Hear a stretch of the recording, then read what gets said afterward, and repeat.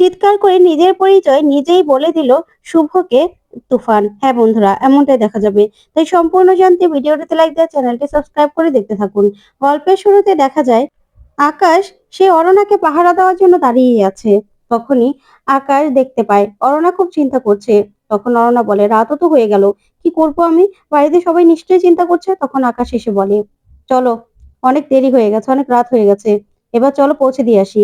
তখনই অরুণা দেখতে পায় ওর বাবা ফোন করেছে। তখন অরুণা বলে, হ্যাঁ ড্যাড, তুমি চিন্তা করো না, আমি আসছি, আমি গাড়িতে আছি। ওইদিকে রুক্স বলে, যাক, এতক্ষণে একটু শান্তি পাওয়া গেল। শোনো, তোমার মেয়ে না আসছে, গাড়িতে আছে।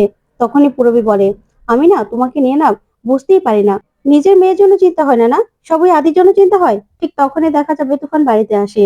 তখন তুফানকে দেখে আদি ভেবে সবাই ছুটে যায় আর বলে, আদি, তুই কোথায় ছিলি? এতক্ষণ তোর কেন লাগলো সময়? তুই কোথায় ছিলি? তখন আদি বলে, আমি আর কোথায় ছিলাম, আমি আশেপাশেই ছিলাম। আমি না রাস্তাটা ভুলে গিয়েছিলাম, তার জন্য আসতে পারিনি। তখনই সেবন্তী বলে, একদম মিথ্যে কথা বলবি না, তুই শুভকে একা রেখে চলে গিয়েছিলি। তখনই শুভর মনে পড়ে যায় যে তুফান বলেছিল যে ওর সব রাস্তাঘাট চেনা। ওদিকে দেখা যাবে আকাশ অরণ্যকে বলে, কি এখনো এখানে দাঁড়িয়ে থাকবে? তোমাকে অনেকক্ষণ ধরে দাঁড়িয়ে পাহারা দিচ্ছি, এবার আমি যদি চলে যাই না, তোমাকে পাহারা দেওয়ার মতো না কেউ থাকবে না। তখন অরণ্যা বলে, শুনুন, আপনি আমাদের বাড়ির শত্রু, তারপরেও এত রাত হয়ে গেছে, আপনার সঙ্গে আমি যাচ্ছি, বাড়িতে জানতে পারলে খুব সমস্যা হয়ে যাবে। তখন আকাশ বলে, ও আচ্ছা, আর যার জন্য দেখা করতে এসে যার জন্য অপেক্ষা করে এখানে রাত করেছো, সেটা বাড়িতে জানতে পারলে খুব ভালো হবে, তাই না? তখন অরণ্যা বলে, দেখুন, এটা না আপনি একদম সুযোগ নেওয়ার চেষ্টা করবেন না। তখন আকাশ বলে, কোনো সুযোগে আমি নেওয়ার চেষ্টা করছি না, তোমার জায়গায় যদি অন্য কেউ হতো তাও আমি এই কাজটাই করতাম। চলো, তোমাকে পৌঁছে দিয়ে আমাকে বাড়ি যেতে হবে। তুমি কি যাবে নাকি আমি চলে যাব? তারপর অরুণা আকাশের সঙ্গে বাড়ি যেতে রাজি হয়ে যায়। ওইদিকে দেখা যাবে তুফানকে রিদ্ধি বলে, আচ্ছা দা ভাই, তুই না হয় বুঝলাম রাস্তা হারিয়ে ফেলেছিলি, কিন্তু তোর মোবাইলে আমরা কতবার করে সবাই ফোন করেছি, তুই ফোনটা কেন তুলিসনি? তখন তুফান ফোনটা বের করে বলে, তোমরা ফোন করেছিলে, আমার ফোনটা না সাইলেন্ট হয়ে গেছিল, আমি বুঝতেই পারিনি যে তোমরা ফোন করেছো। আচ্ছা, আমার না ভালো লাগছে না, আমি ঘরে যাই। তখনই শুভ চলে আসে আর সে বলে, আদি, তোমার না ভালো লাগবে, সবকিছু ঠিক হয়ে যাবে, দেখবে। তোমার জন্য কালকে একটা সারপ্রাইজ আছে, তোমার সঙ্গে দেখা করতে একজন আসবে যে কিনা তোমার তোমার পুরনো ডক্টর, এখানে তোমার ট্রিটমেন্ট করেছিল। তখনই তুফান ঘাবড়ে যায়, ভয় পেয়ে যায়। ওদিকে দেখা যাবে শুভ ঘুমিয়ে ঘুমিয়ে স্বপ্ন দেখতে থাকে যে আদি শুভকে ডাকছে আর বলছে, শুভ, আমাকে বাঁচাও, বাঁচাও শুভ, আমি এই কারাগারে আটকে পড়ে গেছি, আমি অন্ধকারে তলিয়ে যাচ্ছি শুভ, তুমি আমাকে বাঁচাতে না আসলে যে আমি এখানেই চাপা পড়ে যাব, শেষ হয়ে যাব আমি। তখন শুভ বলে, আদি, আদি, তুমি কি বলছো? না না, তোমাকে আমি কোথাও হারাতে দেবো না, কোথাও না। তখনই আদি উধাও হয়ে যায়। তারপরে শুভ উঠে বসে দেখে যে শুভ স্বপ্ন দেখছিল। তখন শুভ বলে, কি হলো? আমার কেন মনে হচ্ছে যে আদি আমাকে ডাকছে, আদি বিপদ হয়েছে? তখনই ঘরে গিয়ে দেখে তুফান ঘুমিয়ে আছে। তখন শুভ বলে, আদি তো ঘুমিয়ে আছে, তাহলে আমার কেন মনের মধ্যে এত অস্থির লাগছে, কেন মনে হচ্ছে যে আদি আমাকে ডাকছে? ওদিকে দেখা যাবে আদ্রে সে জেলখানা থেকে বের হওয়ার খুব চেষ্টা করে, খুব তালাটা ভাঙার চেষ্টা করতে থাকে আর বলে, শুভ, তুমি কেন বুঝতে পারছো না? ওই মানুষটা আমি নই, ওইটা অন্য কেউ। তুমি কেন বুঝতে পারছো না? তুমি এখানে না আসলে তো আমাকে সারা জীবন এখানে বন্দি থাকতে হবে, কি করব আমি, কি করে বেরোবো? তখনই আদি চিৎকার করে ডাকতে থাকে যে, কেউ আছেন, কেউ আছেন, আমাকে বাঁচান। ফুলের টব দিয়েও সেই জেলখানা ভাঙার চেষ্টা করে, কিন্তু কিছুতেই ভাঙতে পারে না। তখন আদি চিৎকার করতে থাকে আর বলে, খোলো, এই দরজাটা কেউ খোলো। কিন্তু কেউ সেখানে নেই, কেউ পৌঁছয় না। ওদিকে দেখা যাবে শুভ ওদের ঠাকুর ঘরে গিয়ে প্রার্থনা করতে থাকে আর বলে, তুমি আমাকে শান্তি দাও, আমাকে পথ দেখাও, আমার কেন মনে এত কু ডাকছে? তাহলে কি আমার আদি কোনো বিপদ আছে, বিপদে পড়ছে? ওদিকে দেখা যাবে মোহনা চুপি চুপি বাড়িতে ঢোকে। বাড়িতে ঢুকলে লাইটটা অন করে আকাশ। তখন মোহনা বলে, দা ভাই, তুই বসে আছিস আমার জন্য, তুই ঘুমোসনি? তখনই আকাশ বলে, না, তোর সঙ্গে কথা বলার জন্যই এখানে বসে আছি। তখন মোহনা বলে, আচ্ছা দা ভাই, তুই তো জানিস, তোকে তো বললাম যে আমার একটা পেশেন্টের খুব খারাপ অবস্থা, তার জন্যই আমি গিয়েছিলাম, আর তুই কেন চিন্তা করছিস বলতো আমার জন্য? তখন আকাশ বলে, শোন মোহনা, তুই না এখনো আমার সঙ্গে মিথ্যা কথা বলছিস, কারণ তুই তুই হসপিটালে যাসনি, হসপিটালে আমি গিয়েছিলাম, তোর আজকে হসপিটালে কোনো ডিউটি ছিল না। তখনই মোহনা ভয় পেয়ে যায়। তারপরে মোহনা বলে, আচ্ছা দা ভাই, তোকে আমি কখন বলেছি যে আমি হসপিটালে আছি? আমি তো বলেছি তোকে পেশেন্টের কাছে আছি। আসলে একটা পেশেন্টের এত খারাপ অবস্থা হয়ে গিয়েছিল না, যে আমি তাকে দেখতে বাড়িতে গিয়েছিলাম, তাকে তাকে সেখানে আমি ট্রিটমেন্ট করেছি। তখন আকাশ বলে, ও আচ্ছা, তুই এতটাই এতটাই ভালো ডক্টর যে তোর পেশেন্টকে তো হসপিটালে না নিয়ে গিয়ে তুই বাড়িতে ট্রিটমেন্ট করলি। তখন মোহনা বলে, হ্যাঁ দা ভাই, হসপিটালে নিতে পারিনি। তখন আকাশ বলে, দাঁড়া। তখনই আকাশ তেতোটা দেখায় আর বলে, এটা দেখতো, এটা তোর কিনা।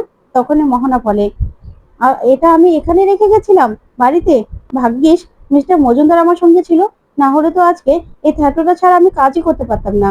তখনই আকাশ বলে, আচ্ছা মোহনা, এখনো সময় আছে, তুই কি কোনো বিপদে পড়েছিস বা কোনো কিছু করছিস, আমার কাছে লুকোবি না, বল। তখন মোহনা বলে, তোর কেন এরকম মনে হচ্ছে বলতো? তুই না একটা কাজ কর, মিস্টার মজুমদারকে ফোন করে নে, তাহলেই হবে। তখনই আকাশ মনে মনে ঘাবড়ে যায় আর বলে, মোহনা এতটা কনফিডেন্টলি কি করে বলছে? তখনই আকাশ বলে, না ঠিক আছে, তুই যা শুয়ে পড়, আমি আমিও শুয়ে পড়ছি। তখনই মোহনা বলে, যাক, এবার দাদাকে আমি একটু সামনে নিয়ে নিয়েছি। তারপরে মোহনাকে তুফান মেসেজ দেয়, যা দেখে মোহনা ঘাবড়ে যায় আর মনে মনে বলে, কি করব, এই তুফান তো দেখছি আমার প্রেমে একদম হাবুডুবু খাচ্ছে। এক হিসেবে ভালোই হয়েছে, না হলে ওকে আমি কাজে লাগাতাম কি করে। কিন্তু ওর সঙ্গে তো আমাকে কালকে 12টার সময় দেখা করতেই হবে, না হলে তো সর্বনাশ হয়ে যাবে। কি করব আমি? কিছু একটা তো আমাকে করতে হবে। আর দাদা আমাকে সন্দেহ করলে তো আরো সর্বনাশ, দাদা আমার পিছনে পড়ে যাবে। ওইদিকে আকাশও মোহনার দিকে তাকিয়ে থাকে আর কিছু একটা ভাবতে থাকে। ওদিকে দেখা যাবে সকাল হয়। সকাল হলেই তুফান মনে মনে বলে, না, এখানে বসে থেকে আবার লাভ নেই, আমার তো বেবি ডলের সঙ্গে দেখা করতেই হবে। এই বলে বাইরে যেতে লাগলেই অরুণা শিরিন গিয়ে সামনে দাঁড়ায় আর বলে, তা ভাই তুই একদম বেরোবি না, একদম না। তখনই আদির বাবা আসে আর এসে বলে, তোর সঙ্গে দেখা করতে একজন আসছে, তুই একদম বাইরে যাবি না। তখনই দেখা যাবে শুভ কফি নিয়ে আদির কাছে যায়, গিয়ে বলে, তুমি বরং কফিটা খাও এতক্ষণে, না আমাদের যে আসার সে চলে আসবে, তোমার সঙ্গে দেখা করতে আসছে। তখন তুফান মনে মনে বলে, এ আবার কোন ড্রামা রে, আমি কোথায় ফেসে গেলাম, কে আবার আমার সঙ্গে দেখা করতে আসছে, আমি তো কিছুই বুঝতে পারছি না। আমি তো কি করব কে জানি, বেবি ডলের সঙ্গে দেখা করব না কি করব। তখনই দেখা যাবে সে ডক্টর চলে আসে। তখন শুভ বলে, ওই তো, ওই তো উনি চলে এসেছেন। তখনই ডক্টরকে দেখে সবাই দাঁড়িয়ে পড়ে আর ওইদিকে ডক্টরও খুব খুশি। তখন সবাই মিলে ডক্টরকে স্বাগত জানায়। তখন শুভ বলে, এনারা আমার শ্বশুর শাশুড়ি, আমার বাড়ির লোক, ডক্টর আপনার জন্য আমি অপেক্ষা করছিলাম। তখন তো তুফান প্রচন্ড ভয় পায়, মনে মনে বলে, এই রে, এ তো ডক্টর এসেছে, এই ডক্টরকে তো আমি চিনিই না, এখন কি করব আমি। তখন ডক্টর বলে, একে আদ্রিত, তুমি আমাকে চিনতে পারছো না, তোমার আমার কথা মনে পড়ছে না? তখন কিছুই বলে না তুফান। ওইদিকে ডক্টর বলে, হ্যাঁ ওর অবস্থা তো খারাপ, বেশি খারাপ মনে হচ্ছে। তখন শুভ বলে, হ্যাঁ ডক্টর, তার জন্যই তো আপনাকে আসতে বললাম। আসলে আবার না মাথা চোট পেয়েছে, তার জন্য কিছু একটা সমস্যা হচ্ছে মনে হচ্ছে। তখনই আদির বাবা বলে, হ্যাঁ ও তো মাঝে মাঝে অনেক কিছু বলেও যাচ্ছে, অদ্ভুত আচরণও করছে। তখন ডক্টর বলে, হ্যাঁ তার জন্যই তো আমি চলে আসলাম আপনারা বলা মাত্রই। আদি, তুমি একদম চিন্তা করো না, তোমাকে আমি আগের মতো করে আগের প্রসেসে ট্রিটমেন্ট করব। আরেকজনও আসছে। তখন তুফান ভয় পেয়ে যায়, মনে মনে বলে, আরেকজনও আসছে, এই ডক্টর যদি আমাকে চেক আপ করে বুঝে ফেলে যে আমার কিছু হয়নি, আমি অন্য মানুষ, তখন তখন কি হবে? তখন এই ডক্টর বলে, আদ্রিত, তুমি মনে হয় ঘাবড়ে যাচ্ছ, তুমি না আমাকে দেখে ভয় পেও না, তোমার ট্রিটমেন্টটা আগের মতোই হবে। তুমি আগের বার যাকে সব থেকে বেশি ভরসা করেছিলে, যার জন্যই তাড়াতাড়ি সুস্থ হয়ে গেছিলে, আমি তাকে আনার ব্যবস্থা করেছি। তখন তো আরেকজনের কথা শুনে সবাই পুরো অবাক হয় আর মনে মনে ভাবে, কে আসছে? তখন ডক্টর বলে, আপনি আসুন। তখনই ভিতরে আস্তে আস্তে মোহনা চলে আসে। তখন মোহনাকে দেখে বাড়ি শুধু সবাই ঘাবড়ে যায় আর অবাক হয়ে তাকিয়ে থাকে আর বলে, এ কি, মোহনা এখানে? তখন তো তুফান মনে মনে বলে, বেবি ডাল, তুমি তো পুরো ফাটিয়ে দিয়েছো, তুমি যে এভাবে এন্ট্রি নেবে আমি তো বুঝতেই পারিনি। ওইদিকে শুভ তাকিয়ে থাকে মোহনার দিকে। তারপরেই দেখা যাবে পুজোর অনুষ্ঠানে তুফান কারোর সঙ্গে মারামারি করছে। তখন শুভ বলে, আদি তুমি কি করছো? তখনই তুফান বলে, কে আদি, কে আদি? আমি হলাম তুফান, তুফান আমার নাম। তখনই শুভ মনে মনে বলে, এটা তুফান হলে আমার আদি কোথায়? তো বন্ধুরা, কেমন লাগলো আজকের আপডেট, কমেন্ট করে জানাও। ধন্যবাদ।